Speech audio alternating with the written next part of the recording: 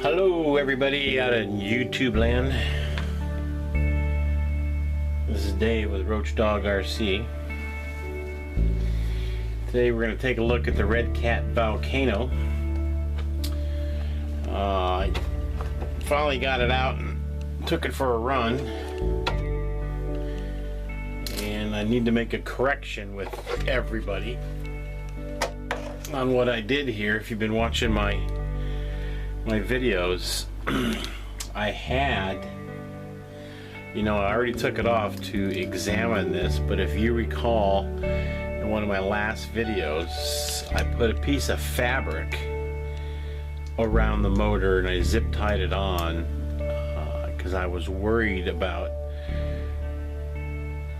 smaller pieces of gravel getting kicked up with the wheels and going in here with the fan turns and it grinding away and breaking some of the fins of the fan that's in here. Well, starting with the video where this was out in the snow, I said it smelled like I cooked the motor a little bit. Well, I did. And then a few weeks back I ran it when I was out with my son and it was a little bit warmer. We were running it pretty hard and I could smell it while I was running. We lifted up, sure enough we saw smoke coming out of here. Didn't quite understand what was going on. Got it home, took it apart, and I don't know if you're gonna be able to see this. Let me see if I can grab a flashlight here real quick.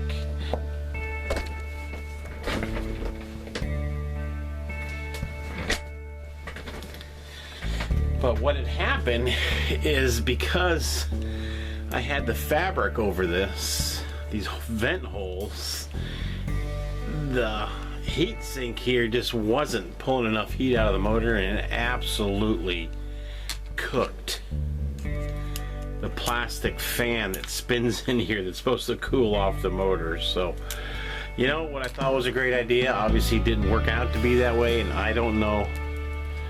I don't know if it's going to show it or not in the camera, but you can look inside there and see. You really can't. But that plastic fin that's in there is just completely melted. So what I've done, bad on me for putting it on there. I just thought it would work good. So all you guys who got something on there from this idea, take it off. Either that or get something maybe a little more breathable. I don't know if my little fabric thing was, obviously not, it wasn't breathable enough. But anyway, what I did is it allowed me a chance to go ahead and create another video. And we're gonna upgrade from a brushed motor to the RC Cool 3650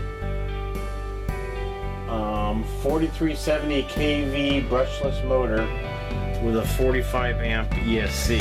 So we're going from brushed to brushless. Now I found this little kit on Amazon. The price was right for getting into a brushless. It's probably not the best thing out there.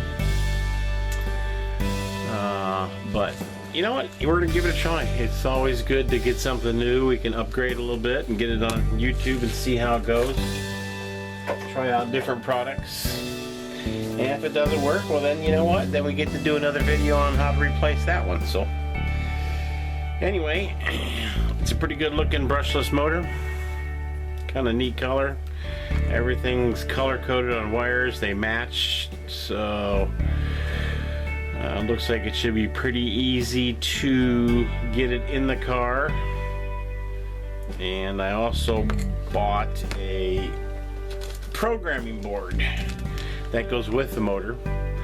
So once I get it in, we'll go ahead and get it on the programming board and be able to set all the settings that we need to do for voltage cutoff, start modes, brakes, reverse, all that kind of good stuff that is needed with a brushless motor. So this is new for me, so it's probably going to take me some time, so the video will be sliced and diced as I dig in and try to figure things out. We're not going to show all of it, but I will get the important stuff on video for you all. So at this point, I'm going to go ahead and start taking everything apart. You know, the whole rear end's got to come off again to get that motor out, and then I got to figure out how I'm going to mount the new one in there. So it'll be interesting to see how all this works, but we'll get it done, and we'll get it done on tape for you.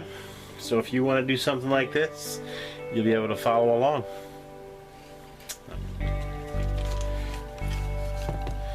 I think we started right up underneath here.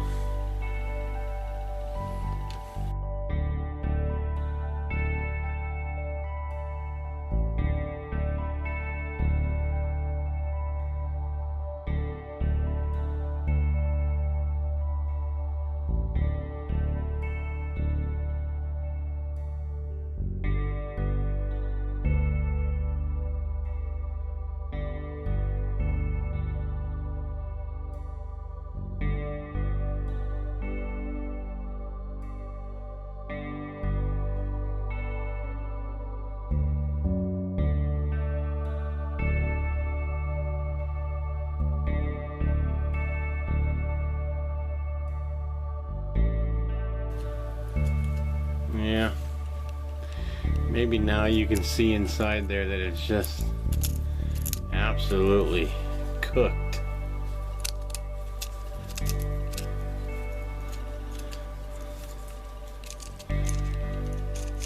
Yeah.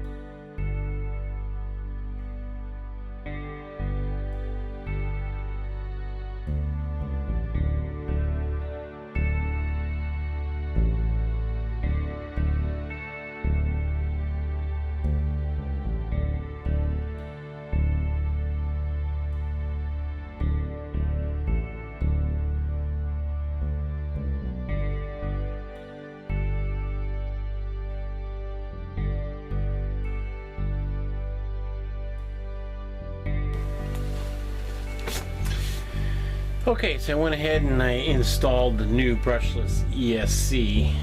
I just stuck it right to the chassis with some double-faced foam tape. For right now, you know, I'm not going to waterproof anything. I just want to make sure that everything is going to work through the programming and everything before I go ahead and try to waterproof. This ESC is not waterproofed. I don't know if I can dip it in Plastidip You know, it's got a fan on top, so you know I got to do some checking in on that to find out how exactly I can waterproof that. Not like I'm going to submerge it or anything, but you know, it would be fun to run it in the snow. You know, if you hit some small puddles and stuff, knowing that it's going to be okay. Here is in from the motor to the ESC to the receiver. It's in and ready to be tested. Alright, now that I've got everything hooked up, I'm going to go ahead and program the ESC. As I said before, I got a programming board when I purchased the motor and ESC. To simplify things a little bit, this vehicle here I'm running a 7.4, which is 2 cells. So the low cutoff for a 2 cell is 2.8 volts per cell, and that's what I want to set it for. By default it comes set up at 3.1. So in order to go ahead and move it over 2.8, what you do is you hit this down arrow here, and that first row you got low voltage cutoff, you got start modes, max brake force, max reverse force, and neutral range.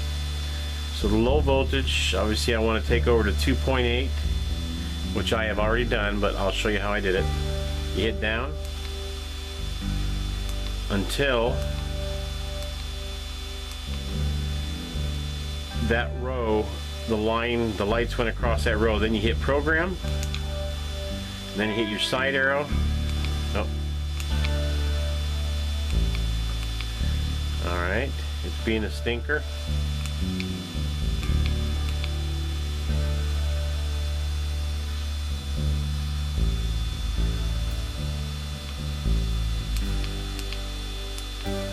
Alright, let's try it again. Program. Yeah, you know, my fingers are too fat. So you hit the down arrow. When you get to the column you want, you hit program, and then you hit your side arrow and it moves it over.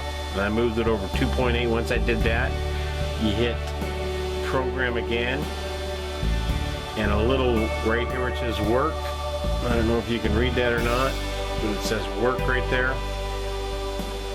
You hit program again, and a blue light lights up that tells you that it's set. So I set it at 2.8. My start modes, I set it at medium. You've got medium, soft, and strong. We'll start out at medium.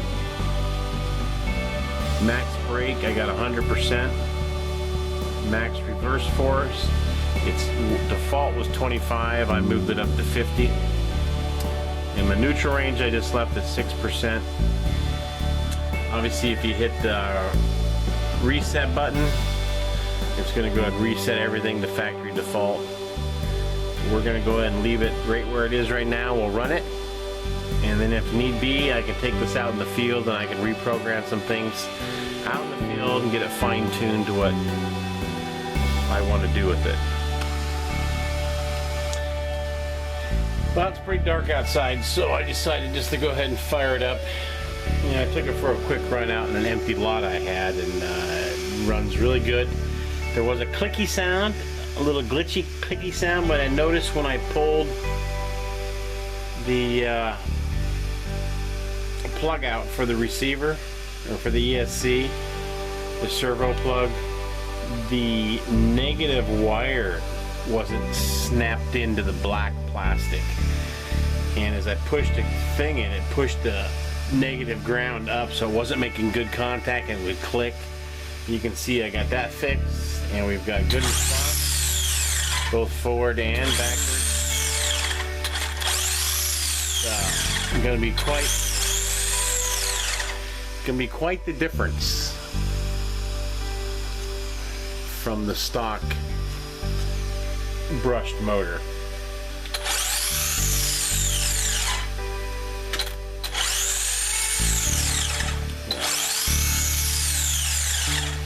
Yeah, I'm pretty excited.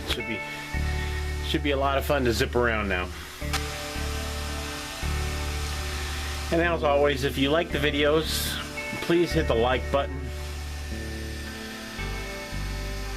subscribe, share if you so wish. Thanks for watching. I hope you got something out of this video. I'll go ahead here in the next few days or so, give it a test ride on some dirt and get a video up, and you can see the difference. Have a great day.